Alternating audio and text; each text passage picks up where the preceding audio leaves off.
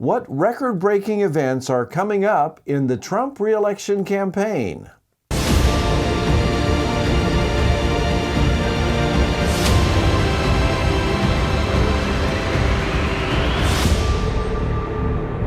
Well, friends, welcome to today's edition of the Patriot Network. This is David Schnitker, your co-host for today's program. Thanks for joining us. I'm joined today by my brother Richard, a patriot in the socialist state of California. The purpose of the Patriot Network is to inform, encourage, and motivate you to become part of the over 5 million citizen army of volunteers who are on Team Trump. We want to motivate and inform you to wage an informational and activist crusade for the very survival of our constitutional republic. We're working together to re-elect Donald J. Trump so he can continue to drain the swamp and keep America great. We're also providing information in these podcasts about pro-Trump congressional candidates who will take back the House of Representatives and keep the Senate on the Trump team. So, Richard, welcome back to the Patriot Network. It's great to have you back. I'm glad to be with you, David. Well, we're going to begin by having you remind our listeners. I know many of you are regular listeners to the Patriot Network, and I'd like, Richard, for you to remind our listeners about the Facebook page and YouTube channel that you have created to support Team Trump. The Facebook page is the Patriot Network. Also, I have a YouTube page of the same name, the Patriot Network. It's mostly videos, not a whole lot of articles, but quite a few videos that you won't see on the mainstream media. And I know from viewing your videos, particularly on your YouTube channel, that some of them are quite entertaining. They're not long videos, but they all have a point well worth watching. And I know that you're always posting new videos on the Patriot Network YouTube channel. So folks, I just want to encourage you to go to that channel between programs, and you'll be, I'm sure, informed and entertained by some of the things you'll see there. Well, friends, on today's program, we're going to be talking about two very different issues.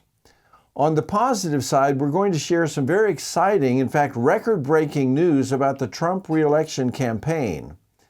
And in that regard, at the end of today's program, we have a very special event to announce for all patriots in the vicinity of Sacramento, California. So our friends in California, stay tuned for that very special announcement about I think an event that you'll be very interested in, possibly even participating in, that's coming up in just a few weeks in the Sacramento, California area. Now, on the negative side, our second topic is that we're going to be talking about the Bolshevik Revolution that has been going on in our country in recent weeks. And if you've been following the news, it appears that the anti-Trump resistance has evolved into the anti-America insurrection movement. And so we're going to be talking about that today as well. So we've got a positive topic and a negative topic, but isn't that the way life is? Often, sometimes you have very good things going on in your life, and at the same time you have very bad things. And so that's true in our national life as well. So we're going to deal with both of these issues in today's program. I want to begin by talking about the second issue, which is the Bolshevik Revolution. That's what I call it. They call it Black Lives Matter. They are basically the people out in the streets burning and looting, mostly black businesses, by the way, are doing so under the guise of what they call systemic racism. They view America as a very racist country where black people have always and continue to be mistreated, and particularly as it relates to police conduct, police brutality. They say they're being unfairly targeted by police. We want to deal with that statistically and head on in today's program. You know, facts should matter, and so we deal with facts in our program, not religion or feelings. We deal with facts. So let me just share a few facts that relates to this whole issue of racial inequality in America. Just a quick survey. Let's consider U.S. legislation, federal legislation that have been enacted through the years in the area of racial equality? Well, let's think about the 1863 Emancipation Proclamation, issued during the middle of a bloody civil war. We lost almost 700,000 Americans in the battle to free America's slaves. 1863, Emancipation Proclamation by our first Republican president, by the way, Abraham Lincoln. 1865, the 13th Amendment, abolishing slavery. The Civil Rights Act of 1866 and 1871. The KKK and the Civil Rights Act of 1875. In 1870, the 15th Amendment that guaranteed the right to vote for all citizens, including African Americans. Then let's think about some of the more recent legal efforts in establishing a racial equality in the United States. In 1953, President Eisenhower instituted rules eliminating discrimination in government contracting. In 1954, Brown versus Board of Education ended legal racial segregation in America's schools. We had the Civil Rights Act of 1957. We had in 1959, President Eisenhower, another Republican, ordered the desegregation in the D.C. public schools. We had in 1962, Bailey versus Patterson, which ended desegregation in public transportation. We had the Civil Rights Act of 1964. We have the Voting Rights Act of 1965. We have in 1967 a Supreme Court decision that declared state laws that prevented interracial marriage to be unconstitutional. So we have in America's history, though we're a flawed nation, as any nation is, and though we started off with slavery, we very quickly fought a bloody civil war to correct that. And then there were several legislation decisions as well as Supreme Court decisions to establish racial equality in America. In sum, I think if you look at the actual facts, America is the most tolerant nation in the world. And so this idea of systemic racism is not supported by the facts. Now, Richard, I understand the California legislation is considering a bill that would deal with reparations in California. Tell us about that. Yeah, the House just passed a bill a few days ago, reparations in California. It's going to have to go through the Senate, and then the governor will probably sign it. So I think that's going to pass. I don't know where they're going to get the money for it. The state's pretty much bankrupt, and they'll probably raise another tax, and another 2 or 3 million people have to leave California. Now, Richard, was California a slave state? I just don't remember. I don't even think it was a state back then. There was only very few, maybe Texas that was west of the Mississippi. So no, California wasn't even in existence at the time. So, but we're going to be taxed for it. We're going to pay reparations here. So California was never a slave state. You're not aware of any slave owners in California's history, but yet at the same time, the poor taxpayers in California are going to have to pay reparations. Right. We're going to have to pay that along with... Well, now the state is, they were claiming before the COVID-19, the state had a $8 billion surplus. Now they're claiming that they have a $28 billion deficit, which they're trying to get the rest of the red states to pay for their mistakes and their overspending. Another stimulus to bail out the liberal states. Right, correctly. So it's amazing that they keep passing these laws that all they're going to do is just keep taxing people, and is while the U-Haul trailers are all fleeing out of California. None are coming in. It's funny. If you live in Las Vegas, you can rent a U-Haul to come to California for $250, but if you rent a U-Haul from California to Las Vegas, it's $2,500. Well, it's supply and demand, isn't it? Right. Nobody's bringing them back. They're all making one-way trips out of California, huh? One-way trips, and all of them have on the back of it either Texas, Tennessee, or Arizona, out of California. What a shame. It's such a beautiful state that's been ruined by liberals. It is. It's just really sad. The whole West Coast is like that now. I mean, I'm sure you've been following the nation of Chaz. I think now they call it CHOP. The nation of CHOP. We're going to be doing a report on that in today's program. The nation of CHOP. We're not making this up, folks. Well, let's go to our next. let's go to the positive side of things. I know that you want to share with us a record-breaking Trump rally that's about to take place in my home state of Tulsa. Yeah, Donald Trump's going back to starting the rallies again. So he announced last week that he's started in Oklahoma, Texas, Florida, Arizona, and the one in Tulsa. It's in a beautiful brand new stadium called Bank of Oklahoma. Yes, the stadium holds around the box stadium. We call it. Yes, the box. Okay. The stadium holds 20,000. And they've had over 1 million requests for tickets. That's got to be a record. Yeah, it's got to be a record. And I suggest to Donald Trump, if you're listening, you need to start renting some huge football stadiums because every rally after this is going to get this kind of crowd. Now, can you imagine, Richard, it just came into my mind, you know, the Indianapolis Speedway, where they have of course, the Indianapolis 500, that holds 300,000 people.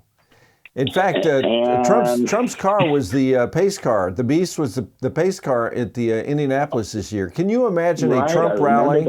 A Trump rally with 300,000 participants? Well, with 1 million requests for tickets in Tulsa, they'd have to fill 3 of the racetracks. Absolutely. Wouldn't that be amazing? Yeah, it's going to be amazing. He's going to have to start running some NFL football stadiums and packing those in. Absolutely. Well, that's encouraging. That, in my opinion, Richard, is the true measure of Donald Trump's popularity. It's not the CNN. It's not the Washington Post editorial page. It's when people are willing to stand in line, sometimes for days. They camp out at these events just to get in. And right. 1 million people. If he had a venue to hold 1 million people, the place would be packed. Oh yeah, and again, poor Joe can't get 25 people in a senior citizens home that are pretty much captive audience. In fact, I saw Joe had a little I don't know what you call it, a little speech today. It had a red flag. It had a flag in the background, but there was no one in the room. It was just him and a camera. And I guess that's about all he can attract anymore. But yeah, I hear that he is booking out the nursing homes in Connecticut. Well, it's funny. Whoever's doing his social media, they must be high school kids. Poor old Joe, he doesn't know if he's on camera, if off. There's a few times that he's actually just walked off camera, then comes wandering back again. And it's shocking that I thought, don't air these things. Do you not have an editor to edit this out or do a retake? I mean, he only talks for 3 or 4 minutes at a time. But they go ahead and air these catastrophes. Well, you never know, Richard. Maybe these are the edited tapes. Yeah. Maybe this is the retake. Best out of the 6 tapes. Yeah, these are the best out of 6. Yeah. You never know. You never know. So, I mean, it's just pathetic. Here we have President Trump drawing 1 million people to rallies, and poor Joe, he can't even fill a nursing home. No, it's amazing. But yeah, the rallies are going to start pretty soon. We're going to start opening up the Trump booths at the county fairs, the rib festivals, the car shows, the gun shows. So I'm really excited about that because I worked it in the 2015-16 election. There was a lot of good time. Really had some great people, met some good people. So that's great. Hopefully we can register some new voters and we're going to talk in a couple minutes about a new cell phone app, but we'll save that for a little bit later. Right. That's an exciting development too. I want to go back to this Bolshevik revolution and deal with some of the mistruths that are being told by the media to really stir up African Americans to do crimes even against their own neighborhoods. But one of the things you often hear, Richard, I'm sure you've heard it, and all of our listeners, is the idea of systemic racism by the police against black people. And so I want to deal with that from a statistical and a factual point of view. I have an article that's called Police Killing of Blacks, Do Black Lives Matter? And this article, I will say, by the way, it's by the Washington Post, and it's deceptive, and I want to deal with the deception. Quoting from the article, blacks make up 12% of the population. However, from 2015 to 2019, they accounted for 26.4% of those who were killed by police under all circumstances. In other words, blacks were the victims of the lethal use of force by police at nearly twice their rate in the general population. Now, that's the narrative that you're hearing in the media today, the mainstream media today. But let's dig into that a little bit more, and let's actually, again, deal with facts. And so I took the trouble to do some research. And certainly it is true that blacks make up 12% of the population. But I also then went into the Department of Justice statistical briefing book for actual crimes committed in our country, and I selected 2018, the most recent year that they've compiled totals. And follow this closely because facts do matter. I have a chart in front of me, and it lists all offenses, in other words, all criminal actions that took place in the United States in 2018. All offenses, 10,310,000. Okay? Now, then they break it down by ethnicity. And blacks committed 2,826,000 of those offenses. Now, I took out my calculator. That means that blacks committed 27% of all the crimes that were reported in the United States in 2018. 27%. That's what my calculator tells me. Now, let's go back to the article by the Washington Post. It said from 2015 to 2019, they, that is blacks or African Americans, accounted for 26.4% of those who were killed by the police under all circumstances. So let's do a summary. Blacks committed 27% of crimes in America, and 26.4% of those who were killed by police under all circumstances were African Americans. That's pretty much equivalent. Blacks committed 27% of the crimes. Blacks were killed by police about 26.4%.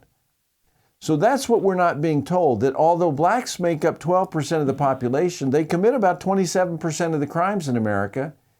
Therefore, they have about 27% of the interactions that police have with the population, and the number of those killed by police under all circumstances is about 27%.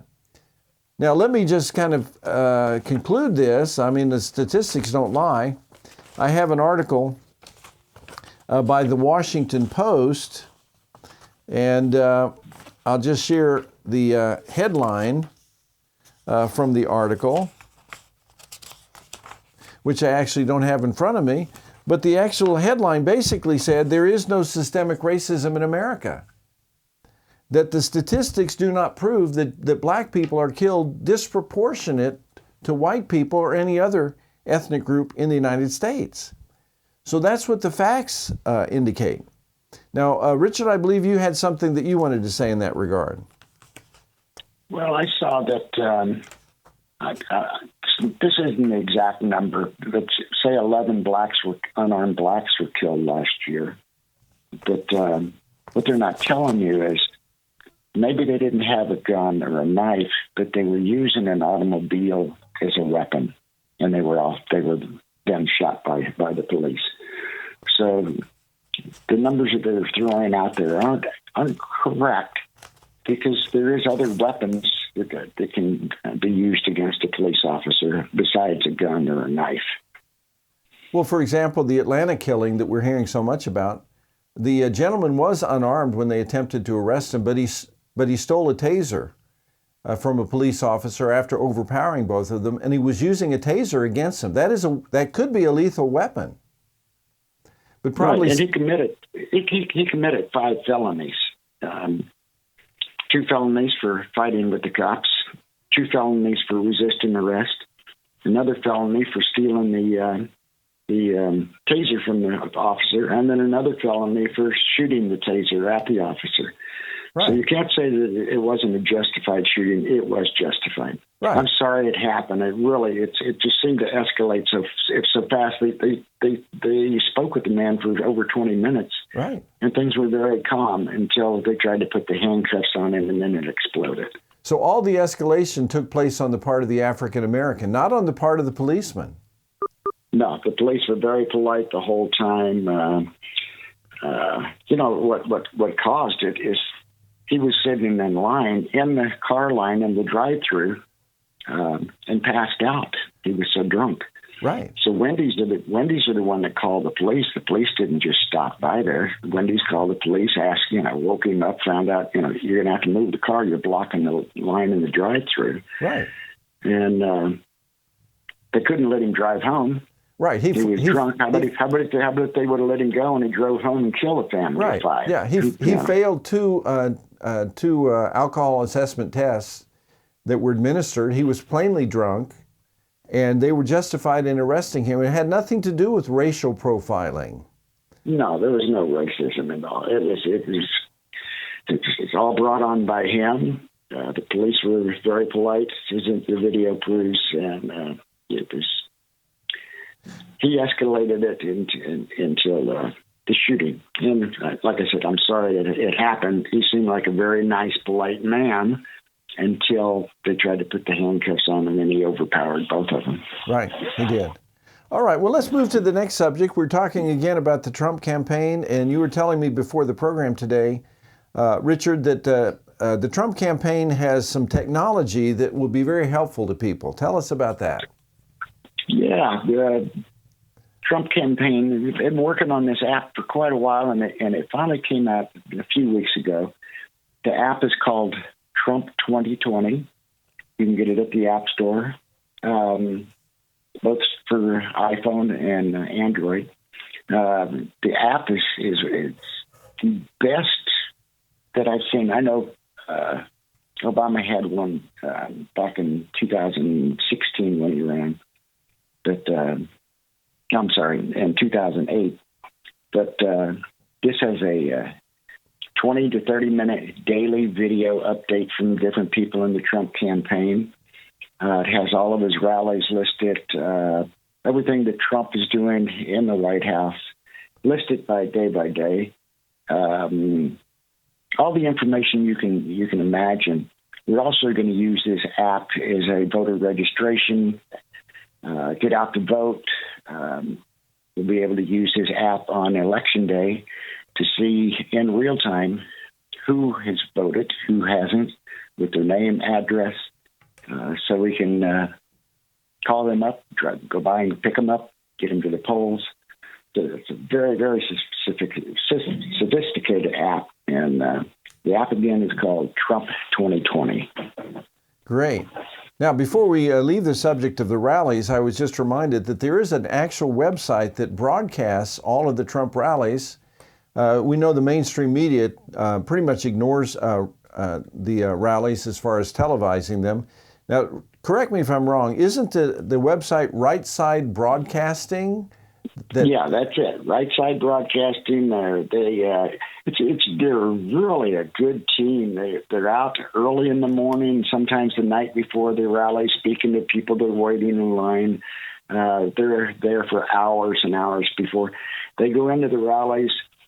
Usually of course, a rally this side, there's always an overflow outside. So they'll have a camera on the overflow outside and a camera on the inside. They show the crowds where the mainstream media never shows the crowd. It seems like they do interviews too, don't they? Yeah, they do interviews with people on the floor. They do interviews with people while they're waiting in line. But yeah, it's Right Side Broadcasting, really good group of guys and girls, and they go to every single Trump rally. That's great. Just a reminder to our listeners that the first Trump rally is this Saturday. Actually, we're going to be airing our program after that, but there will be a rally soon to follow in Texas, and I forget where they are, but Arizona, and Florida so far. Oh, okay. So check out Right Side Broadcasting, and you'll be able to see his rallies live. We're a little short on time, so let's go to the event that we wanted to let our listeners know about, and that is a upcoming event on July 4th. And I think you probably know something about that, Richard, so tell us about it. Right. The Patriot Network Facebook page is sponsoring the event in downtown Sacramento on the Sacramento River on July 4th. This will be a boat parade, boat flotilla, starting at noon. But we've only been advertising it a few days, and we already have 263 boats. Hopefully we'll have over 500. So, yeah, it'll be right in front of Old Town where the Delta King is anchored. It's now turned into a hotel. Now let me ask you, Richard, I know you own a 35-foot boat. Are you going to be leading the flotilla? I'm going to be leading it, yes. All right. Yes. I actually talked to Sacramento Boat Patrol, Sheriff Boat Patrol today, and because I didn't realize that this was going to get so big so fast, and asked them if they could kind of help us out, maybe lead the parade with the flashing lights on their boat, and provide security for it. We are in California, so yes, it looks like it's going to turn out to be a good success. We're going to take a lot of videos, some pictures, and we'll have them up on our Facebook page and our YouTube. So if we have boat owners or ski-doo owners near Sacramento and they want to participate, remind them how they can sign up.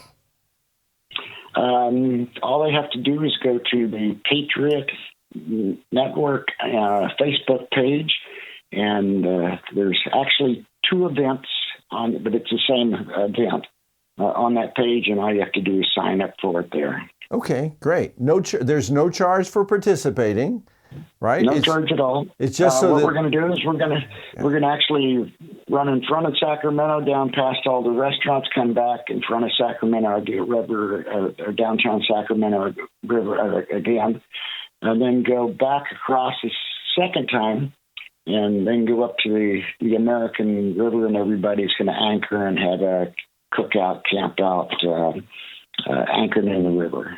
That's great. So it's a good way to meet other Trump supporters, other voters, and we usually all tie up together back there on the river. It's a real slow current river, and so yeah, we're going to make the whole day out of it on the 4th of July. All right, and that starts at noon on the 4th of July on the Sacramento River, right downtown at the Delta Queen. I've been onto that beautiful boat, and I assume that Sacramento is going to be packed with people on July 4th. So you'll probably have a large audience there along the river, either cheering you on or cursing you as you go. I'm really surprised how many Trump supporters are out here, especially on the rivers. I don't know what it is about boat owners, but they love Trump. That's great. Now let me ask this: is Gavin Newsom going to be your master of ceremonies for this event? Well, I'm going to send him an email and see if he wants to ride in the front ship with me. That would be maybe he can hold a Biden sign or something for comic relief. Right. Or I can pull him behind us in a little rowboat, and he can hold a Biden 2020 sign. So that would be the Biden flotilla, floating behind the flagship in a little dinghy. Right, a little dinghy with his Biden 30330 sign. Yes, that would be great. Yeah, Biden is so ageless. He'll probably be running in 30330 as well. The poor guy. I don't know. Well, we all know that he's not going to make it for more than a month, and they'll replace him with whoever he chooses for vice president. Yeah, it reminds me of Weekend at Bernie's, except it's Weekend at Biden's. I mean, they're dragging that corpse out of the basement every once in a while so they can, have him recite some lines that he's rehearsed, and then they put him back in the basement. Right. So it's Weekend at Biden's. Oh, by the way, Gavin Newsom could possibly use the event to announce, his presidential run for 2024. Well, why not?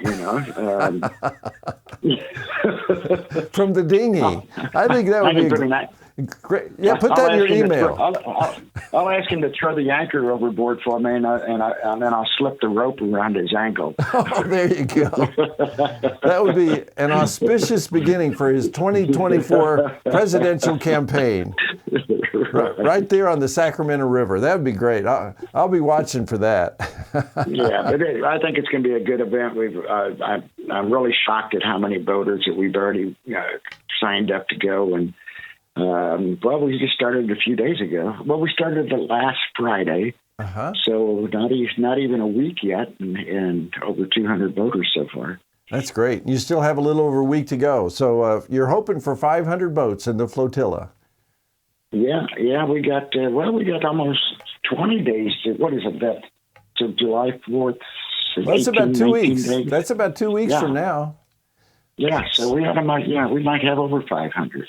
That'd be great. Well, we'll be watching for that. Again, listeners, if you would like to sign up, if you're a boater in the Sacramento area, go to the Patriot Network Facebook page and sign up. It's free of charge. The more, the merrier.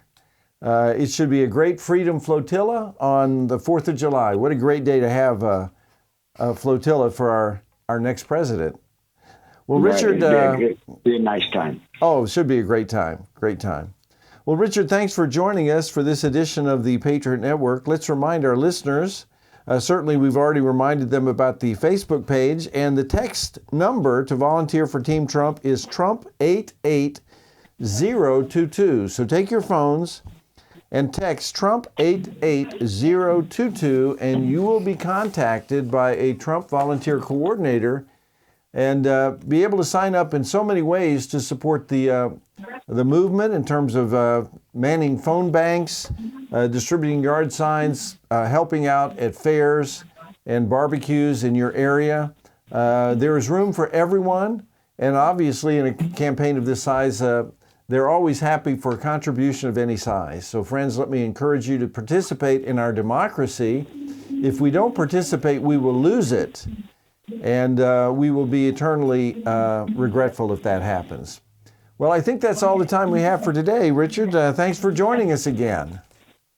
Well, thank you, David, and enjoy the Trump rally in Tulsa, Oklahoma this Saturday. I'm looking forward to it. I hope they'll let me in.